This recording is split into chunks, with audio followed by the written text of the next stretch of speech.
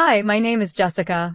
I am a 29-year-old newlywed, embarking not just on a new chapter of love, but also on an unexpected battlefront that revolves around an inheritance, a whopping $50 million, or so the rumors say. But let me tell you, money, especially the kind you haven't even gotten yet, can turn fairy tales into nightmares real quick. My husband, Steven, is everything you'd want in a partner. Charming, kind, and utterly unaware of the storm brewing in his family. Then there's Melissa, my mother-in-law, whose first words to me weren't about how happy she was for us, but rather how thrilled she was about the good fortune I was bringing into the family. Frank, my father-in-law, tries to stay out of her schemes, but it's clear he's tired of her antics. It didn't take long for Melissa's true colors to show. She'd corner me at family gatherings, her eyes gleaming with a mix of curiosity and greed, asking when I would officially come into the inheritance. Stephen would chuckle it off, urging his mom to give it a rest, while Frank would shake his head, muttering about giving us space.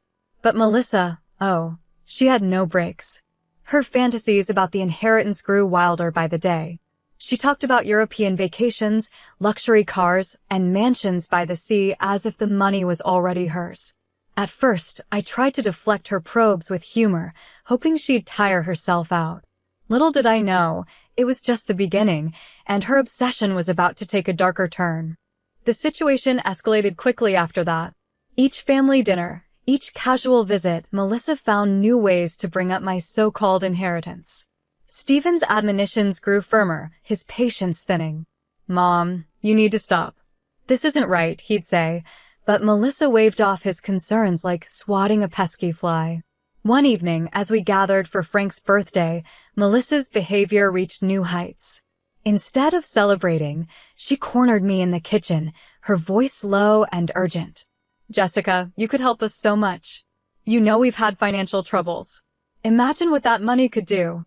Her words, meant to be persuasive, felt more like an intrusion, stripping away the joy of the occasion. I remember looking around, hoping Stephen or Frank would come in and rescue me from the conversation, but they were deep in another room, laughter spilling out every now and then. I tried to laugh off Melissa's comments, a nervous chuckle that didn't quite mask my discomfort. "Melissa, let's focus on today. It's a happy day," I suggested, attempting to steer the conversation away from the money. But Melissa was relentless. Her once casual inquiries turned sharp, her tone tinged with an edge that bordered on hostility. "You think this is a joke? We could be living so much better, Jessica." "You're being selfish by holding back," she snapped, her words slicing through the festive atmosphere like a knife. The drive home that night was silent. Stephen sensed the shift in my mood, his hand reaching over to squeeze mine, a silent apology hanging in the air. I squeezed back, trying to push away the rising dread that Melissa's greed was not just a passing phase, but a looming storm that threatened to sweep us all away. The confrontation that shifted everything happened on a chilly evening in late autumn. Stephen was away on a business trip with Frank, and I had reluctantly agreed to stay at their house, thinking it might soften Melissa a bit, bridge some gaps. How wrong I was.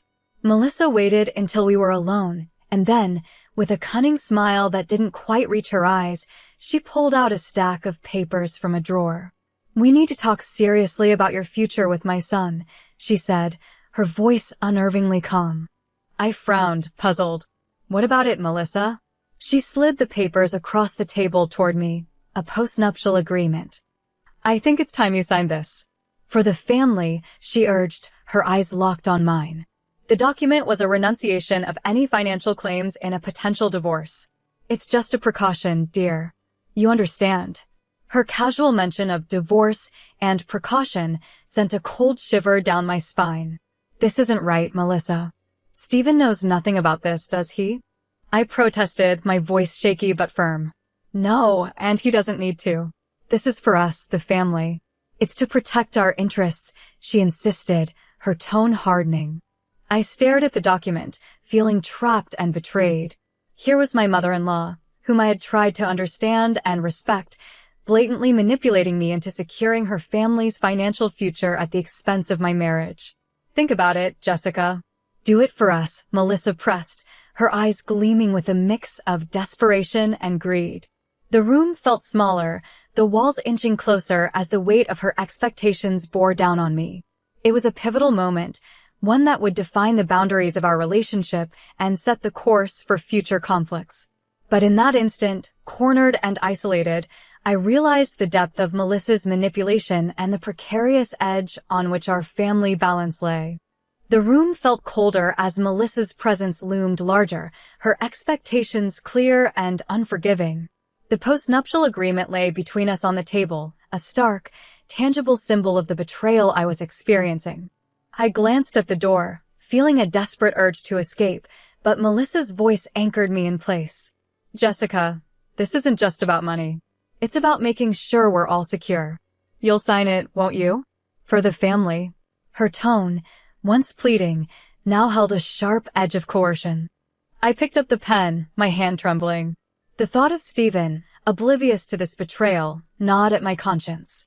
How could I explain this to him? How could I tell him that his mother forced me into a corner to sign away my rights, potentially against our future together? "Melissa, this isn't right.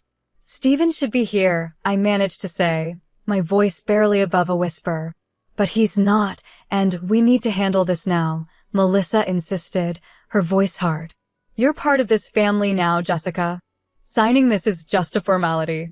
The weight of her gaze, the finality in her voice, the isolation of the moment, it all pushed me to a brink I hadn't known before. With a heavy heart and a sense of betrayal enveloping me, I signed the document. The scratch of the pen sounded unnaturally loud, each stroke marking my reluctant compliance. As soon as I laid down the pen, Melissa's demeanor shifted. She smiled, a cold, satisfied smile that didn't reach her eyes. "Thank you, Jessica. You've done the right thing." But as I left the room, the signed papers on the table like a testament to my capitulation, I felt anything but right. The betrayal was not just Melissa's but mine too, for not standing firmer, for not leaving the room. I had signed away a part of my autonomy under duress, and as I walked away, the reality of what that meant for my future with Stephen began to sink in. The days following the signing felt like moving through a fog. Each smile, each conversation with Stephen over the phone, felt tainted with the secret I harbored. By the time he returned home with Frank, the weight of the postnuptial agreement felt unbearable. It was Frank who noticed the change first. "Jessica, you seem off," he observed one evening, his gaze kind yet probing. "Is everything all right?" The concern in his voice broke the dam. With Stephen and Frank sitting across from me in the living room, the story spilled out, not just about the document, but also about how trapped Melissa had made me feel. The silence that followed was heavy, filled with disbelief and hurt. Stephen was the first to speak, his voice a mix of anger and shock. "She did what? Jessica, why didn't you tell me immediately?" I shook my head, tears spilling over. "I didn't know how to. I thought I could handle it, but it felt like too much." Frank's reaction was swift, his disappointment in Melissa palpable. "This is unacceptable. She's crossed a line that shouldn't even have been approached." Together, we confronted Melissa that same evening. Her initial attempts to justify her actions were met with firm opposition from Stephen and Frank. The revelation of the postnuptial agreement, now a symbol of her betrayal, shifted the dynamics irrevocably. "Mom, how could you manipulate Jessica like this?" Stephen's voice cracked with emotional strain. "We're supposed to be a family. Families don't do this to each other." Melissa faltered, her facade crumbling under the weight of her son's condemnation. I was just trying to protect us," she stammered, but her words rang hollow. The support from Stephen and Frank was immediate and unwavering. They assured me of their trust and respect, condemning Melissa's actions unequivocally. That night, we decided as a united front that such deception could not stand. It was a pivotal moment, one that began the process of healing and realigned our family values away from deceit towards transparency and mutual support. In the wake of the confrontation, the atmosphere at home turned palpably tense. Melissa, faced with the united front of her family, struggled to defend her actions. Her attempts to justify her behavior only deepened the divide, her words echoing hollowly against the walls of the family she had tried to manipulate. Stephen, his relationship with his mother frayed, sought solace in clarity. We need clear boundaries, Mom. What you did was not just overstepping. It was manipulative and wrong, he said during a particularly strained dinner. Frank nodded in agreement, his disappointment in his wife manifesting as a silent, stern presence at the table. Melissa's initial resistance wilted as the days passed, her isolation within the family becoming more pronounced. Her desperate explanations and attempts to salvage her standing fell on deaf ears. I thought I was doing it for the right reasons, she pleaded one evening, her voice cracking with desperation. But the damage was done. Stephen and Frank, once perhaps too forgiving, now recognized the need for decisive action to protect their family's integrity. This isn't just about a mistake, Mom. It's about trust, and you've broken it severely, Stephen asserted, his decision resolute. It was Frank who took the lead in setting the new course. We can't continue like this, he declared. It's clear that things need to change for us to heal and move forward. The decision was made. Stephen and I, with Frank's support, began looking for a new place to live, a space to start afresh, away from the oppressive influence of Melissa's actions. The process of distancing was painful but necessary, each step away from the old house a step towards reclaiming our peace and autonomy. As for Melissa, the realization that her actions had irreparably harmed her relationships with her son and husband seemed to finally take hold. Her once commanding presence diminished, replaced by a quiet, almost resigned acceptance of the consequences she now faced. The family she had sought to secure with manipulation was now moving beyond her reach, choosing integrity and mutual respect over material gain. As we settled into our new home, a sense of freedom enveloped us. The fresh start was invigorating, and for the first time in months, I felt a weight lift off my shoulders. It was during one of our first dinners in the new place that I decided to address the elephant in the room, the inheritance that had sparked so much discord. Stephen, Frank, I began, clearing my throat. There's something important I need to share about the inheritance. Their attention fixed on me, bracing perhaps for another storm. But this time, I was here to dispel fears, not stir them. The truth is, my financial situation is not what Melissa imagined. The $50 million was a gross exaggeration fueled by rumors and wishful thinking. I watched as their expressions shifted from tension to confusion and then relief. Stephen reached for my hand, his touch warm. Jessica, why didn't you say something sooner? I thought I could handle it, and I didn't want more strain on us. But I see now that honesty is what keeps us strong, I replied, squeezing his hand. Frank nodded in approval, his voice firm yet comforting. That's right, Jessica. We're family, and no amount of money, or lack thereof, changes that. With the air cleared, we discussed our financial plans openly, setting realistic goals and budgets. It was liberating to talk about money as a tool, not a treasure trove that defined our worth or our future. The power dynamics in our family shifted that evening. Melissa's assumptions had clouded her judgment, leading her down a path of greed and manipulation.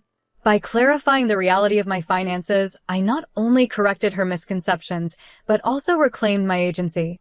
This newfound transparency reinforced our family bonds, grounding them in truth and mutual support.